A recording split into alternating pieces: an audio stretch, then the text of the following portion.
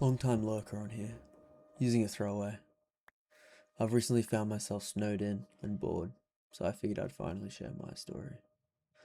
This really happened, and this is how it went down. I'll warn you, it's long.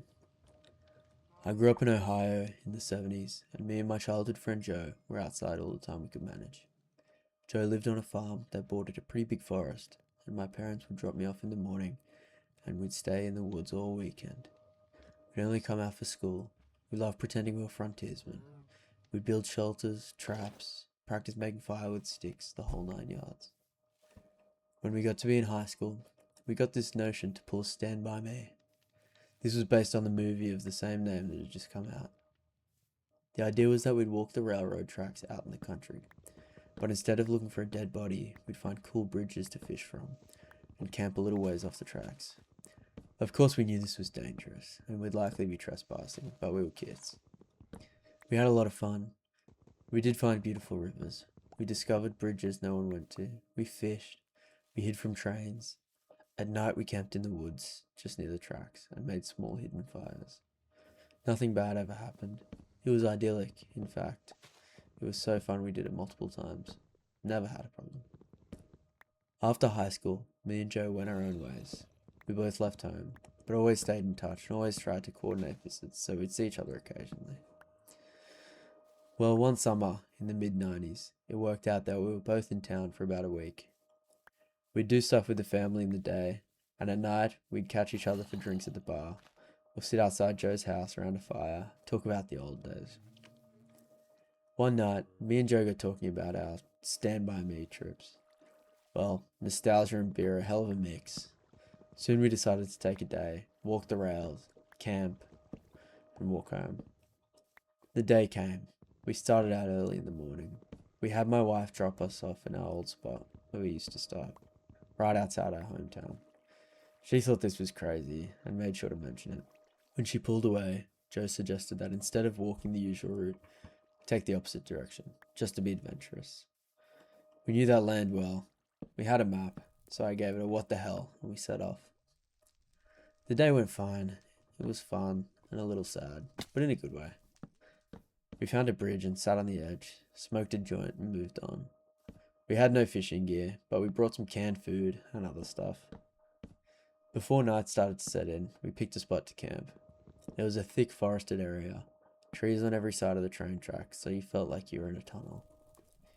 We brought small hammocks to sleep on, but before we set them up, we decided to do a little scouting of the perimeter. Now, this is what we used to do in the old days too. We'd walk the area around a little bit to make sure some dude's house wasn't just over the hill. We were actually camping in their yard. We walked maybe 100 feet or so into the woods and up a small incline. We figured if we didn't see anything from the top of this short hill, we'd be fine. But when we got to the top, we saw an old building down at the bottom, about 100 yards into the woods. It's barely visible. We plodded over to it. We both assumed it was a sugar shack or something because there didn't appear to be a clear road into it. From where we were, there didn't look to be anyone in it either. All was quiet. No movement could be seen, no lights. We decided to walk a little closer just to make sure. We came down the hill very slowly, and as we neared the building, we saw it wasn't a sugar shack at all. It was an old church. It looked like it had been abandoned for years. It was a squat, sagging building whose wooden planks were almost black from years of moss and rot.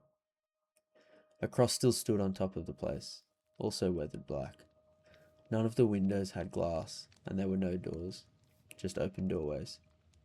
We got close enough to see inside. There were rows of pews, and a built-up section in the front of a preacher stand. We didn't go all the way in. We didn't want to. Beyond all that, there was no sign of anyone else. No footprints, no paths, no roads. It was an abandoned church. We left immediately and went back up the hill to our spot we had picked to camp. Having a hill between us and the church made us feel better, but we were still a little uneasy. We chalked it up to the natural creepiness, seeing a church in the middle of the woods would elicit. Besides, at this point it was dusk, and we just decided to rig up our hammocks and go sleep and move on at early morning. Night set in, and as we lay in our hammocks and shut the ship, we began to hear something in the direction of the church. Our conversation about it went a little like this. Do you hear that? What the fuck is that? It sounds like people singing. And it did sound like people singing. We both slid right out of our hammocks and hunkered down, straining to hear more. We listened for a minute or two, and the singing continued, but it wasn't getting louder. Finally, we decided to creep back up the hill and see if we could spy where the sound was coming from. We could still move very quietly in the woods from the old days. It was second nature to us. The moon was barely out, but it provided enough light so you wouldn't walk right into a tree. But it was near pitch black. We didn't use flashlights as we crept slowly down the hill, and we didn't talk. When we got to the top, we saw light in the distance. It was coming from the church, and the singing was coming from inside. Joe and I put our heads close together, and a hushed conversation that boiled down to, "Can you believe this shit?" The light looked to be candlelight, from the way it flickered, and though we tried, we couldn't seem to make out what was being sung. It sounded like church music, but in another language. We sat and watched for a while, trying to see who was in there, but we only saw occasional shadows. We had no intention of getting closer either. We had about a football field between us, and we aimed to keep it that way. The singing continued for a bit, and then it stopped. After that, a booming male voice began to chant. I was already freaked out, but this voice thoroughly scared the shit out of me.